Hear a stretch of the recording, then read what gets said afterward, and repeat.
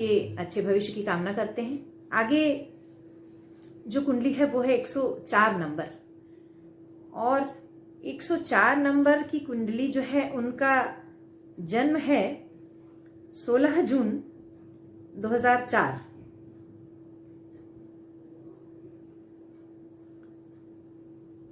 जन्म का समय है सुबह 6:33। जन्म स्थान है रायपुर, छत्तीसगढ़।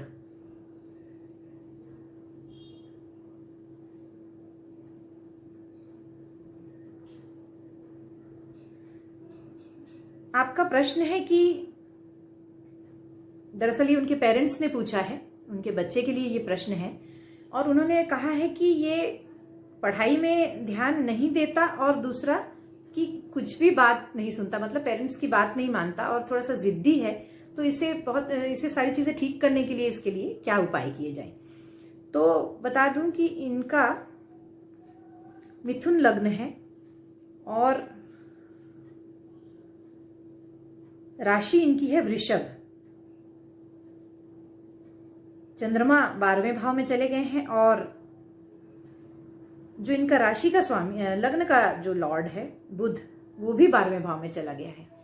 तो ये एक तरीके का योग कह सकती हूं कि बहुत ज्यादा बेहतर इसलिए नहीं माना जा सकता पढ़ाई वाले जीवन के लिए भी कि एक जो युवावस्था का समय होता है, पढ़ाई का समय होता है, उस समय में ऐसी स्थिति होने पे मन बहुत ज्यादा चंचल मतलब बहुत ज्यादा भटका हुआ रहता है, विचलित रहता है, तो पढ़ाई में ध्यान नहीं लग पाता। दूसरा, लग्नेश ही जब 12वें में चले गए हैं तो थोड़ा सा इसे अवयोग कहते हैं, और ये इस तरीके का योग अगर हो तो थोड़ी परेशानी आती है जीवन में।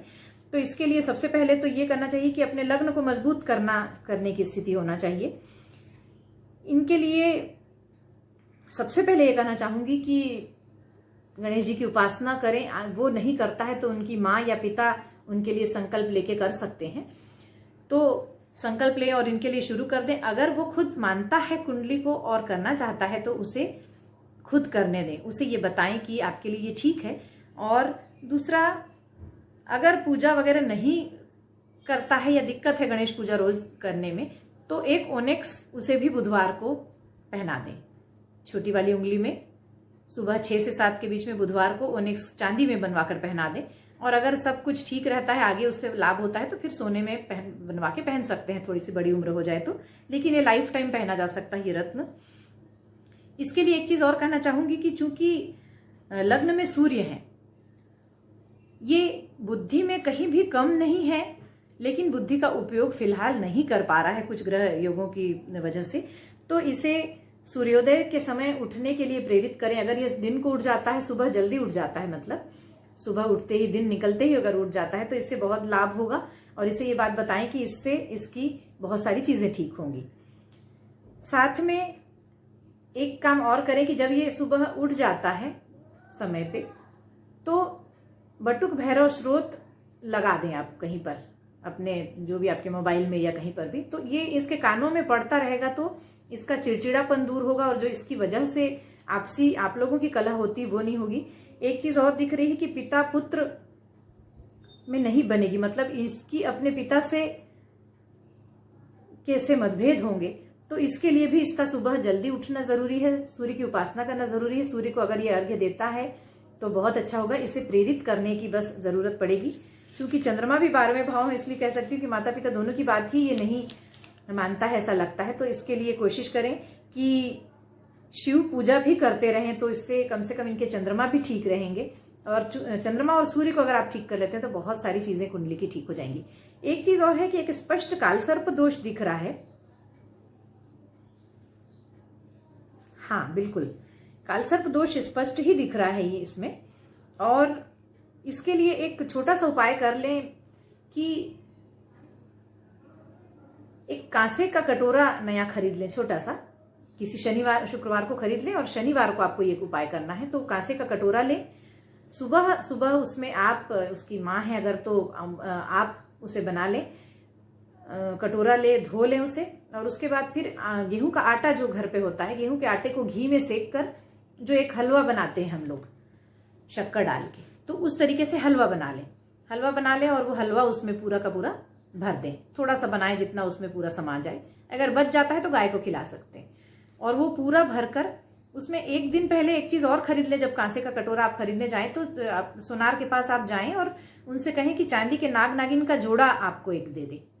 वो बिल्कुल पतले पत्थर में बना हुआ आता है, बहुत ही सस्ता आ जाता है। महंगे उपाय मैं कभी भी नहीं सजेस्ट करती हूँ, इसलिए कि मैं ये नहीं चाहती कि आपको कोई मुसीबत है तो आप आर्थिक रूप से और भी ज्यादा परेशानी में पड़े। तो एक छोटा सा नाग नागिन का जोड़ा 30-40 रुपए में मेरा ख्याल है आ जाना चाहिए, पत्थर में बना हुआ, बिल्कुल छपे हुए होंगे उसमें नाग नागिन। और कांसे के कटोरे में हलवा भरें, हलवा भर के वो नागिन नाग का जोड़ा उसके ऊपर रख दें और उसके बाद इसे जाके शिव मंदिर में रख आए। इसका प्रसाद आपको नहीं खाना है, कुछ भी नहीं, बस जाके शिव मंदिर में रखना है शिव जी के सामने और उसके बाद प्रणाम करके आपको लौटाना है। ये बच्चा खुद करे तो ठीक है, इसे ये चीज लाइफ टाइम करना चाहिए। क्योंकि काल सर्प दोष है, काल सर्प दोष की शांति होती है संगम में जाके, 3 नदियों के संगम में।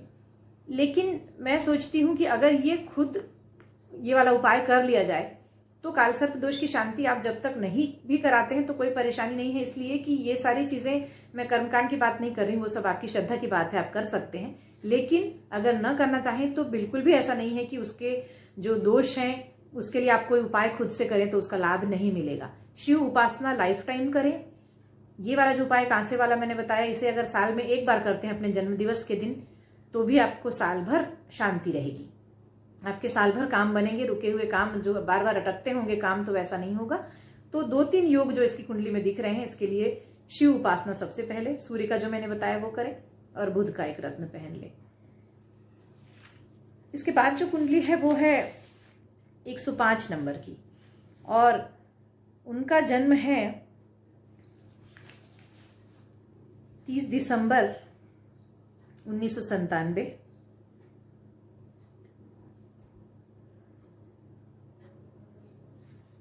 समय है सुबह 8:40 का और जन्म स्थान है रायपुर, छत्तीसगढ़।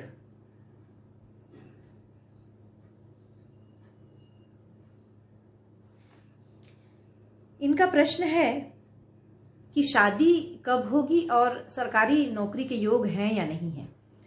तो शादी और नौकरी के बारे में देखते हैं। मकर लग्न की इनकी कुंडली है और राशि इनकी है धनु राशि। लग्नेश शनि पराक्रम भाव में बैठे हुए हैं, बहुत अच्छा योग है। आप पराक्रमी हैं, लेकिन चूंकि आप मकर लग्न के हैं, शनि मजबूत स्थिति में है, इस वजह से शनि अंश बल में भी बहुत अच्छे हैं। इस वजह से एक चीज हो सकती है कि आपके जीवन के हर काम थोड़े से मंथर गति से हो, शनि शनैः शनैः चलते हैं।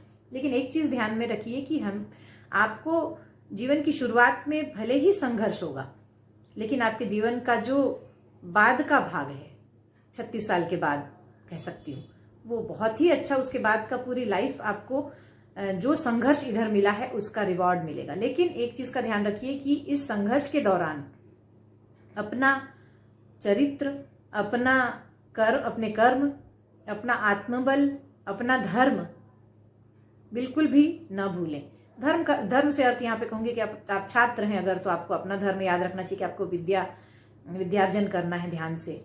अगर आप एक लड़की हैं, अगर आप एक बेटे हैं, अगर आप जो भी हैं, तो आपको अपने धर्म का ध्यान रखना है कि मैं पुत्र हूं तो मेरा माता पिता के प्रति धर्म क्या है, मैं अगर स्टूडेंट हूं तो मेरा धर्म क्या है। तो उस पे जुड़े रहें, थोड़ी सी आस्था बनाए रखें ईश्वर पे, तो सब कुछ ठीक होगा। आप कर्म करेंगे, धीरे धीरे सफलता मिलेगी, लेकिन बहुत अच्छी सफलता मिलेगी। अब आपको ये बताऊं, सूर्य को अर्घ्य देना ना भूलें बिल्कुल भी, ये करते रहें। सूर्य के मंत्र भी आप कर सकते हैं। अभी चंद्रमा में केतु की दशा चूंकि चल रही है, इसलिए मन थोड़ा सा विचलित रह सकता है, तो इसके लिए शिव की उपासना करें। मैं हमेशा ही कहूंगी शिव की उपासना तो आप आंख बंद करके आप सभी को शिव की उपासना और एक सूर्य की उपासना, ये हर एक को करना चाहिए। आपकी कुंडली में चाहे वो कमजोर हो रहा है या नहीं हो रहा है सूर्य और चंद्रमा, लेकिन आपको करना ही चाहिए। इससे आपका, सूर्य से आपका आत्मबल मजबूत हुआ रहता है और चंद्रमा से आपका मन। तो जब आपका आत्मबल और मन मजबूत रहेगा तो आप किसी भी कठिनाई को पार कर सकते हैं। तो हमेशा याद रखिए कि ये दो तो बिल्कुल भी कीजिए।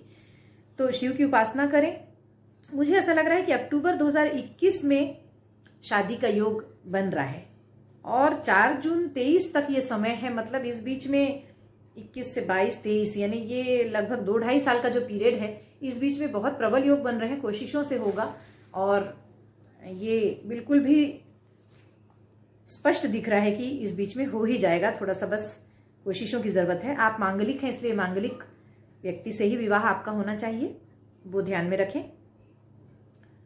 शिव जी को जल चढ़ाएं या दूध चढ़ाएं या दोनों चढ़ाएं, बारी बारी से पहले दूध चढ़ाएं फिर जल चढ़ाएं, इस तरीके से पूजा करें उनकी। कोई भी परीक्षा देने जाएं तो गुड़ खा कर जाएं, गुड़ खाएं और पानी पिए और उसके बाद परीक्षा देने जाएं।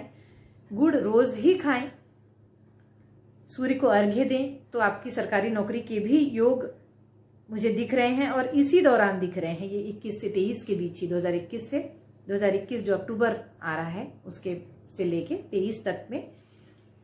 इसके साथ एक चीज और कर सकते हैं कि एक जरकन या जरीकॉन बोलते हैं, ये शुक्र का मतलब हीरे का उपरत्न है, शुक्र का ये रत्न कहलाता है। तो इसे पहन ले तो आपकी आर्थिक स्थिति अच्छी रहेगी और बहुत सारी चीजें इससे सॉल्व होंगी, ये आपके लिए अच्छा होगा। तो इसे पहन ले तो आर्थिक उन्नति भी आपकी होगी। तो इसे शुक्रवार को पहनना है रिंग फिंगर में, तो चांदी में बनवाकर फिलहाल पहन ले, बाद में आप कभी भी डायमंड भी पहन सकते हैं और सोने में पहन सकते हैं। तो फिलहाल इतना उपाय आप करें और सूचित करें कि आपको इससे लाभ हो रहा है या नहीं। इसके बाद जो कुंडली है वो 106 नंबर की है और इनका जन्म हुआ है 12 फरवरी 1990।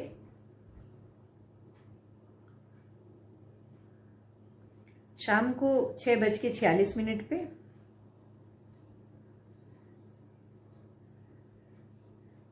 और जन्म स्थान है रायपुर, छत्तीसगढ़।